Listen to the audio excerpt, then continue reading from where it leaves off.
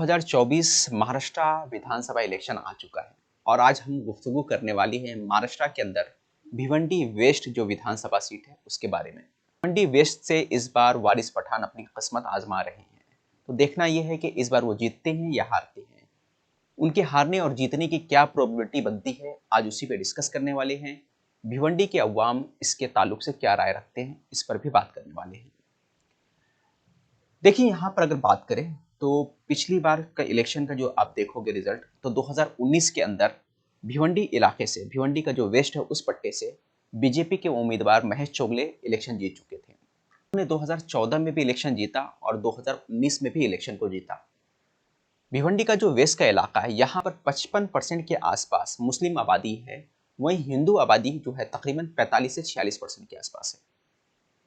भिवंडी में पिछली बार जब इलेक्शन हुआ विधानसभा का, उस वक्त नंबर 1 पर रहे महेश चोगले जो विनर थे, और नंबर 2 पर रहे आपके खालिद गुड्डू जिनका सपोर्ट MIM से हासिल था, और तीसरे नंबर पे थे शोएब गुड्डू। चोगले को तकरीबन 59,000 के आसपास वोट मिला, वहीं पर खालिद गुड्डू को तकरीबन 44,000 के आसपास वोट मिला था। अब हैरानी वाली बात यह थी कि मुस्लिम मेजॉरिटी होने के बाद भी खालिद गुड्डू कैसे हार गए। तो खालिद गुड्डू हार इसलिए गए कि शोएब गुड्डू को भी वोट अच्छे खासे मिले थे। तकरीबन 27,000 के आसपास वोट जो है शोएब गुड्डू को मिले हुए थे। दो मुस्लिम कैंडिडेट के बीच में वोट का बंटवारा हुआ, जिससे आसानी से महेश चोगले जीत गए। क्या इस बार भी वोट का बंटवारा होगा? तो बिल्कुल इस बार भी वोट का बंटवारा हो सकता है। इस बार भी 2 कैंडिडेट मुस्लिम हैं, लेकिन साथ ही साथ 3 हिंदू कैंडिडेट भी इलेक्शन में खड़े हुए हैं और अपनी किस्मत आजमा रहे हैं। अगर आज हम लोग बात करें तो भिवंडी के अंदर महेश चोगले का जो वोट है वो बंधा हुआ वोट है। 42 से 43% वोट जो है महेश चोगले को पिछली बार मिले हुए थे, लेकिन इस बार थोड़ा वोट का परसेंटेज कम होने वाला है।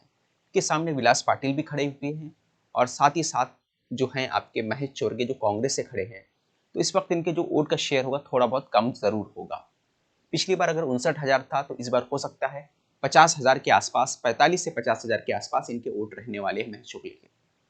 अब बात कर लेते हैं MIM का क्या हाल होगा, और MIM के मखसूस तौर पे हम लोग वारिस पठान की बात करने वाले हैं। वारिस पठान को क्या भिवंडी से फायदा होगा या नहीं होगा, क्योंकि वो आखिर में फैसला किए कि भिवंडी से हमें इलेक्शन लड़ना है। देखिए, भिवंडी की आवाम की बात करें तो भिवंडी की आवाम काफ़ी सेकुलर रही है। भिवंडी के अंदर बात करें तो देखिए, वारिस पठान ने फैसला तो कर लिया, लेकिन पिछले कई सालों से भिवंडी के अंदर रियाज आजमी जो मेहनत कर रहे थे लोकल पैमाने पर। रियाज आजमी 1.5 से 2 साल लगातार मेहनत करते रहे। पहले ये चलन आम नहीं था भिवंडी के अंदर। अगर आप देखो भिवंडी के अंदर, तो पहले कोई भी इलेक्शन आखिरी 20 दिन 25 दिन में पर्चा भर देता था और इलेक्शन जीतने की कोशिश करता था। लेकिन पिछले कुछ सालों से देखा जा रहा है कि भिवंडी में थोड़ा चलन चेंज हो गया है। रियाज आजमी ने लगातार कैंप लगाया और पब्लिक का सपोर्ट करते रहे, पब्लिक की हेल्प करते रहें। पब्लिक की हेल्प इस तरह से की है, वोटर ID कार्ड बनाना, या जो गवर्नमेंट की जो योजना था या गवर्नमेंट के जो भी स्कीम्स थे उनको पब्लिक तक पहुंचाने का काम उन्होंने किया, जिससे उनको कहीं ना कहीं बेनिफिट मिला ज़मीनी सतह पर। वहीं वारिस पठान की बात करते हैं तो वारिस पठान जो है आखिरी 20 दिन में इलेक्शन जीतने की कोशिश करेंगे, और इससे पहले भी MIM वालों ने सेम वही चीज़ किया था। MIM वालों क्या, हर पार्टी के अंदर यही चीज़ होता था। आखिरी में कैंडिडेट का ऐलान किया जाता था, कैंडिडेट के ऐलान करने के बाद ही इलेक्शन लड़े जाते थे।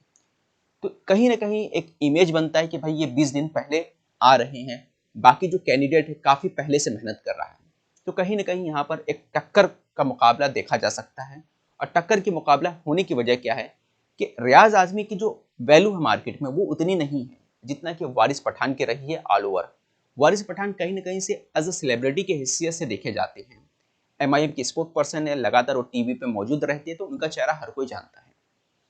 अब MIM की बात कर लेते हैं। देखो, MIM ने बीच में कुछ दिन पहले रामगिरी महराज की गिरफ्तारी को लेकर एक बड़ा आंदोलन किया, जिसमें इम्तियाज जलील सरफहरिस्त थे और वारिस पठान भी साथ साथ में थे। तो इससे कहीं ना कहीं इनके पार्टी को बूस्ट मिला, उसका फायदा उनको जरूर मिलेगा। दूसरी बात यह है कि महाराष्ट्र के अंदर MIM के एक बड़े चेहरे के तौर पर वारिस पठान को देखा जाता है। ये उनके फायदे हैं, पॉजिटिव पॉइंट है। साथ ही साथ वारिस पठान एक बार इलेक्शन बाइकल्ला से जीत चुके हैं, और 2019 में वो इलेक्शन हार गए थे वहां से। लेकिन कहीं ना कहीं वारिस पठान हर मामले में आगे रहते हैं, इनकी बातों से उनका चेहरा लगातार बना हुआ है। अब कुछ नेगेटिव पॉइंट की तरफ आ जाते हैं कि वारिस पठान आखिरी 20 दिन पहले आ रहे हैं। फॉर्म भर के सीधा इलेक्शन जीतना चाहते हैं, तो एक नेगेटिव पॉइंट ये हो गया। अगर वो लगातार मेहनत करते, 6 महीना पहले से मेहनत करते, या भिवंडी में एमआईएम का कोई वजूद होता इस तरह का, भिवंडी में एक बड़ा वजूद होता, बड़ी तौर पे इनकी पार्टी काम की होती, तो ऐसे वक्त में वारिस पठान को जीतना आसान होता। लेकिन भिवंडी के अंदर एमआईएम का वजूद वैसा नहीं है। आपको ये भी मालूम होगा भिवंडी के अंदर लगातार एमआईएम पार्टी के आपस में सर फुटबॉल का मामला रहा है, तो इससे इमेज कहीं ना कहीं डैमेज हुई है पार्टी की। अगर पार्टी लगातार काम की होती शहर के अंदर, तो वारिस पठान आसानी से यहाँ से जीत जाते, लेकिन काम नहीं होने की वजह से, एक इमेज नहीं बनने की वजह से, इससे भी वारिस पठान को इलेक्शन में काफ़ी नुकसान होने वाला है। तो अब ये सवाल है कि क्या वारिस पठान जीतेंगे या नहीं जीतेंगे। कमेंट्स करके आप भी ज़रूर बताएं कि इस बार इलेक्शन भिवंडी वेस्ट से कौन जीत रहा है।